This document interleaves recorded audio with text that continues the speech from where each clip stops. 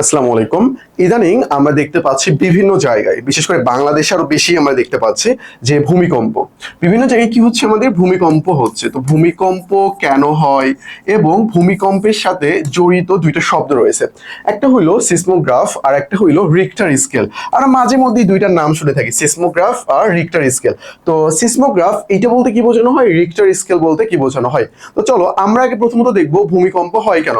তো ভূমিকম্পের ক্ষেত্রে আসলে এখানে প্রাকৃতিক এবং মনুষ্য সৃষ্ট কিছু কারণ রয়েছে। তো মনুষ্য সৃষ্ট কারণের দিকে আমরা যাব না, প্রাকৃতিক মেইনলি আমরা যেটাকে ভূমিকম্প বলে থাকি সেটা নিয়ে আমরা আলোচনা করব। ভূমিকম্প মানে কি? ভূমি মানে হইলো আমাদের যে ভূত্বক, যে মাটিটা রয়েছে, আর কম্প মানে কি কাঁপা, মানে আমাদের পৃথিবীর যে কম্পনটা হচ্ছে এটাকে বলা হচ্ছে কি ভূমিকম্প। তো দেখো তোমরা সকলেই জানো যে আমাদের পৃথিবীটা অনেকগুলো টেকটনিক প্লেটের ওপর অবস্থান করতেছে। টেকটনিক প্লেটের ওপর কি করতেছে? অবস্থান করতেছে। যখন এই টেকটনিক প্লেট গুলো নড়াচড়া করে অথবা একটা প্লেট আর একটার মধ্যে যেতে চায় বা সরে আসে, তখনই কি হয়, তাদের মধ্যে জমা থাকা শক্তিগুলো উচ্ছরিত হয়, শক্তিগুলো বের হয়ে আসে, যার কারণে আমাদের পৃথিবীটা কেঁপে ওঠে। আমাদের পৃথিবীটা কেঁপে ওঠে। এটি ডিপেন্ড করে কোন টেকটনিক প্লেটটা এখানে সরে যাচ্ছে বা ভিতরে চলে যাচ্ছে, এইটা ডিপেন্ড করবে। এইটার উপর ভিত্তি করে সেই জায়গায় কি হবে, সেই জায়গায় ভূমিকম্প হবে। কয়েকদিন আগে, মেবি 2 দিন বা 3 দিন আগে, শুক্রবারে যে ভূমিকম্পটা হইলো না, এইটা আমরা দেখতে পাচ্ছি, যেটা খুলনা ছিল উৎপত্তি স্থল, মানে খুলনার যে টেকটনিক প্লেটটা নিচে ছিল, এই টেকটনিক প্লেটের সমস্যা হয়েছে, এটা সরে গিয়েছে, অথবা তাদের মধ্যে শক্তিটা যে কোনো ভাবে বিচ্ছুরিত হয়েছে, যে কোনো উপায়ে এটা হইতে পারে। আরেকটা দিক থাকে, যদিও যেটা বাংলাদেশে নাই, আগ্নেয়গিরি লাভা যখন উচ্ছরিত হয় আর কি বাইরের অন্যান্য দেশে আমরা এটা দেখতে পাই, এটার জন্য বেশিরভাগ ভূমিকম্পগুলো হয়ে থাকে। তো যাই হোক, তো এই যে ভূমিকম্পটা হইলো, ধরো এইখান থেকে কি হয়েছে, ভূমিকম্পটা কি হয়েছে, উৎপত্তি হয়েছে, তাহলে এই স্থানটার নাম কি হবে? এই স্থানটার নাম হবে হইলো ফোকাস। আর এইখান থেকে উপরের দিকে যে স্থানে সবচেয়ে বেশি কম্পন অনুভূত হয়েছে, এটাকে আমরা কি বলবো? এটাকে বলবো আমরা এপিসেন্টার। এটাকে আমরা কি বলবো? এপিসেন্টার বলবো। তাহলে ফোকাস আর এপিসেন্টার। তো ভাইয়া ঠিক আছে, এখন প্রশ্ন হইল যে এই যে ভূমিকম্পটা হইলো, এই যে ভূমিকম্পটা হইলো, এইটা আমরা বুঝবো কিভাবে? এটা আমরা বুঝবো কিভাবে ভূমিকম্প কোন স্থানে হয়েছে?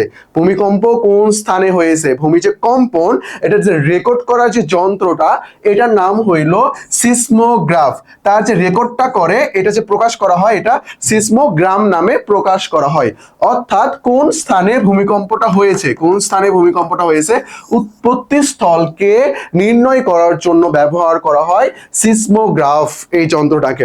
আর রিক্টার স্কেল হইল ভূমিকম্প যে হয়েছে, এটা যে মাত্রা কতটুকু ছিল বা এটা তীব্রতা কতটুকু ছিল, এটা কত রিক্টার স্কেল, কত তার তীব্রতা ছিল, এটা যে মাপা বা স্কেল, স্কেল মানে মাপা। তো এই যে মাপার যে যন্ত্রটা, এটাকে বলা হচ্ছে কি রিক্টার স্কেল। এটাকে কি বলা হচ্ছে? রিক্টার স্কেল, যেটা চার্লস রিক্টার আবিষ্কার করেছিল।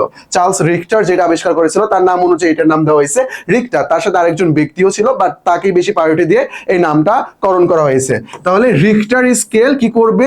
ভূমিকম্প যে হয়েছে, এই ভূমিকম্প কত মাত্রার হইল, এটা কি 4 নাকি 5 নাকি 8 নাকি তারও অধিক, 8 পর্যন্ত ধরা হয়, আর তারও অধিক হইলো বেশি, একেবারে যেগুলো ক্ষতিকর আর কি, এগুলো ধরা হয়।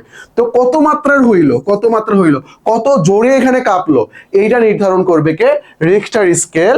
আর ভূমিকম্পটা কোথায় হয়েছে, ভূমিকম্পটা কোথায় হয়েছে, এই কম্পনটা রেকর্ড করবে কে? কম্পনটা রেকর্ড করবে সিসমোগ্রাফ। রেকর্ড কৃত কম্পনকে যে প্রকাশ করা হয় যে এককে, সেটাকে বলা হয় সিসমোগ্রাম। আশা করি বিষয়টা ক্লিয়ার। এটাই ছিল আমাদের ভূমিকম্পের দুইটা যন্ত্র নিয়ে ঝামেলা।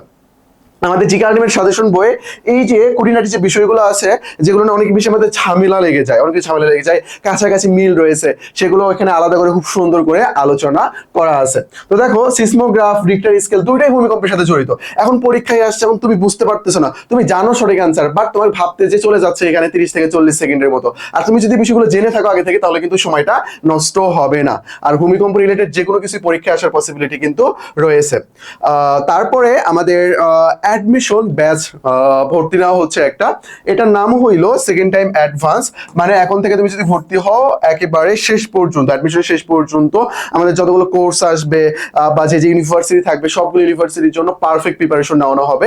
মানে সবগুলোর তুমি ফ্রি অ্যাক্সেস পেয়ে যাবা এই সেকেন্ড টাইম অ্যাডভান্স ব্যাচে তুমি ভর্তি হলে। তার চেয়ে বড় সুখবর যেটা হইলো, এখানে তোমাদের 3টা প্রিমিয়াম বই প্রোভাইড করা হবে। এটা আরো অনেক বড় তোমাদের জন্য সুখবর। আর জিএসটি সামনে পরীক্ষা, তোমরা যারা জিএসটির জন্য প্রিপারেশন নিচ্ছ, GST B unit revision admission এবং এক্সাম ব্যাচ চলতেছে, তোমরা চাইলে আমাদের এই ব্যাচে ভর্তি হয়ে যেতে পারো। এখানকার রুটিন গুলো তোমরা দেখিও, তুমি তোমার প্রিপারেশনটাকে স্ট্রং করার জন্য আমাদের এই ব্যাচগুলোতে ভর্তি হয়ে যেতে পারো। তারপর আমাদের জিকে আলটিমেট দুইটা বই রয়েছে, এমসিকিউ প্র্যাকটিস আর আলটিমেট সাজেশন। আলটিমেট সাজেশন আপাতত আমাদের নট অ্যাভেলেবল, কিছুদিন পর থেকে চলে আসবে, আর এমসিকিউ প্র্যাকটিস এখন আমাদের অ্যাভেলেবল রয়েছে। অ্যাডমিশন সংক্রান্ত যে কোনো সমস্যা, এই যে আমাদের টেলিগ্রাম নাম্বার রয়েছে, এই টেলিগ্রাম নাম্বারে নক দেবেন, আমরা সেটা আপনাকে সলভ দিয়ে দেবো। আশা করি বিষয়টা ক্লিয়ার। তো আজকে এই পর্যন্তই, আসসালামু আলাইকুম।